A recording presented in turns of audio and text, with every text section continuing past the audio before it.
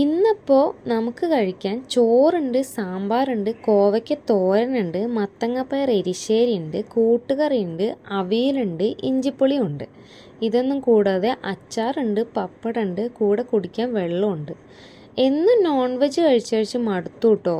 കാരണം ഇവിടെ വെജിറ്റബിളിനേക്കാൾ വിലക്കുറവും ഉണ്ടാക്കാൻ എളുപ്പവും ഉള്ളത് നോൺ വെജ് ഐറ്റംസാണ്.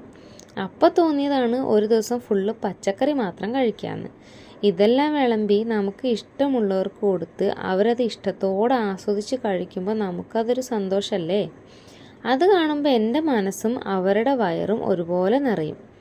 ക്യാമറയ്ക്ക് മുന്നിൽ വരാൻ ഒട്ടും താല്പര്യമില്ലാത്ത നമ്മുടെ സായിക്ക് എൻ്റെ കുഞ്ഞ് സദ്യ ഒരുപാട് ഇഷ്ടമായി കേട്ടോ.